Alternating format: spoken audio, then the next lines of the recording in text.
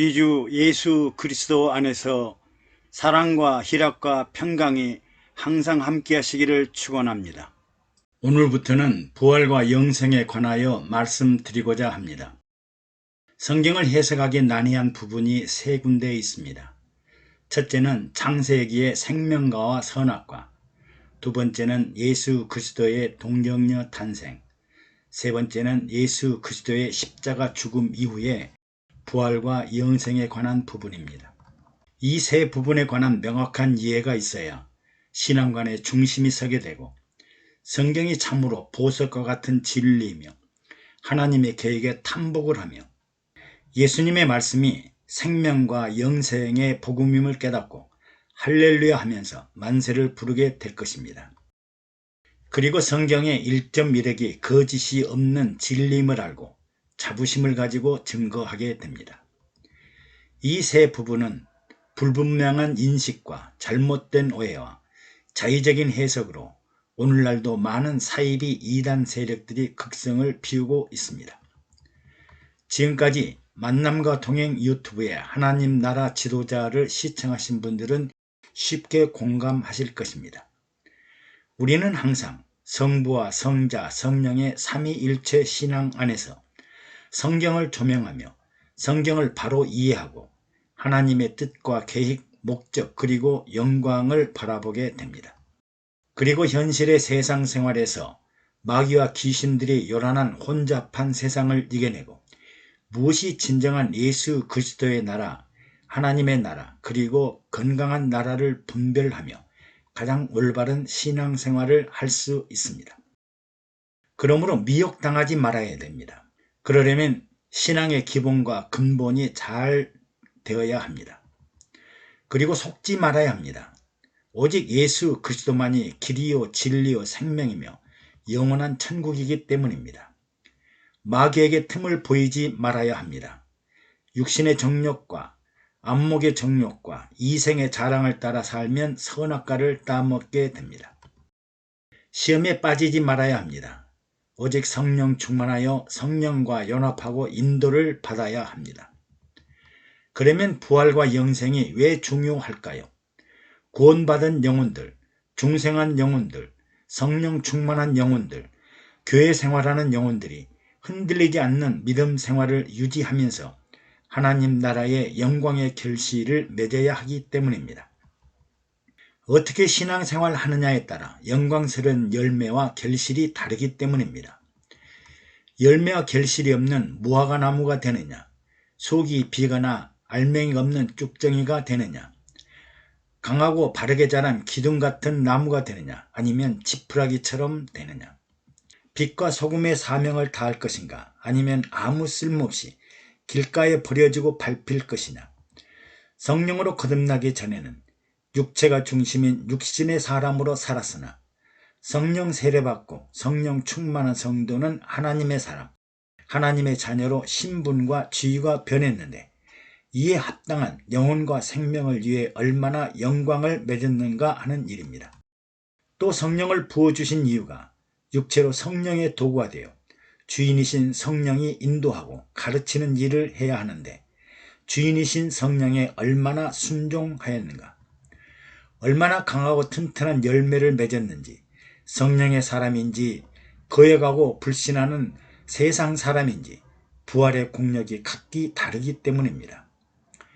오늘날 많은 성도님들은 목사님의 설교를 중심으로 교회에 충성하고 봉사하고 절제된 생활을 하고 기도와 구제와 선교를 하면 축복받는다고 믿습니다. 그런데 몇 년이 흘러도 자신이 기대했던 축복에 이르지 못하면 교회와 목사님에게 권태를 느끼고 부정적인 사고를 갖게 되고 노골적으로 비판하고 교회 공동체를 분란과 혼동의 소용돌이에 빠지게 합니다. 이들은 11조를 현대 사회에서도 해야 하는가?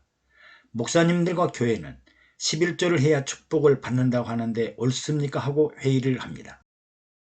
나의 헌금과 11조와 감사 예물이 나를 구원해 주신 주님께 감사하고 찬양하는 예물로 하나님께로 드린다고 생각하면 인색하지도 않고 오히려 즐겁고 기쁜 감사와 찬양이 될 것입니다.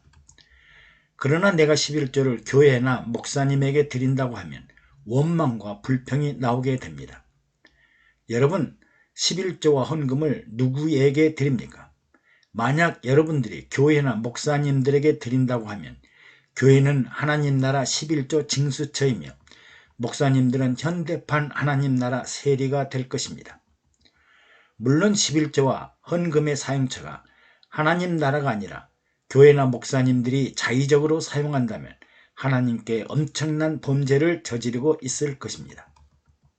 구약에는 안식일을 지키지 않으면 돌에 맞아 죽었는데 오늘날 주일 성수를 못하면 정말 벼락을 맞는가? 우리는 6일을 일하는데 목사님들은 주일 하루만 일하고 있지 않는가 하고 비난과 불평을 하기도 합니다. 여러분, 6일을 열심히 일하고 7일에 쉬는 게 행복할까요? 6일을 아무 일도 안 하다가 주일 하루 일하는 사람이 행복할까요? 내가 나이 들어보니 놀지 않고 일한다는 것이 얼마나 행복한지 알 수 없습니다. 건강하니까 일합니다. 또 일하면 건강합니다. 또 일하면 용돈도 생깁니다. 일의 행복을 모르는 사람들, 구원의 확신을 갖지 못하는 사람들이 종교 혁신을 하겠다는 말은 믿을 수 없는 허언이요 망언입니다. 교회 공동체 의결이 민주적이지 않고 목사님들이 독선적으로 이끌어가지 않는가? 여러분, 교회가 어떻게 보면 비민주적이고 독선적으로 보입니다. 그러나 달리 생각해보면 교회는 영리단체나 사회적인 친목단체가 아닙니다. 교회는 영혼 구원을 위한 예수 그리스도 공동체입니다. 영혼에 대한 인식이 부족하면 비난과 불평을 하지만 예수님이 영혼 없는 어두운 세상에 영혼을 살리기 위해 영혼을 구하려 십자가에 죽으시고 부활하시고 영원히 영생하는 부활과 하나님 보좌에 올라가 영생천국, 천년왕국을 위해 재림하심을 믿는다면 비민주적이다, 독선적이다라고 할 수 없을 것입니다. 영혼을 모르는 사람들이, 영혼이 어두운 사람들이, 예수를 십자가에 못 박은 사람들이 영혼의 나라, 하나님 나라를 이루겠다는 일은 궤변과 같은 일입니다. 우리는 오직 영혼의 생명이신 예수 그리스도, 영혼의 세계로 인도하는 성령님을 따라가야 합니다. 왜요? 영혼이 살아나야 하니까요. 성경과 신앙에 올바른 뿌리가 있어야 좋은 열매를 맺고 생명의 나라에 들어가게 됩니다. 그러면 성도들의 신앙생활의 축복은 무엇일까요? 바로 영혼이 잘되며 부활과 영생의 영광에 참여하는 일입니다. 나는 장차 어떤 모습으로 부활의 영광을 얻게 될 것인가? 해와 같은 영광, 달과 같은 영광, 별과 같은 영광, 하늘에 속한 형체, 땅에 속한 형체, 새의 육체, 물고기 형체 등 수많은 영광스러운 형체들을 갖게 될 것입니다.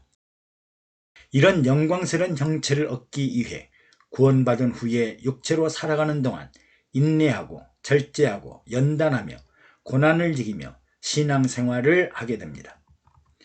그리고 각자가 수고한 대로, 눈물을 흘린 대로, 땀을 흘린 대로, 희생한 대로 인내하고 절제하고 연단한 만큼의 영광을 얻게 될 것입니다.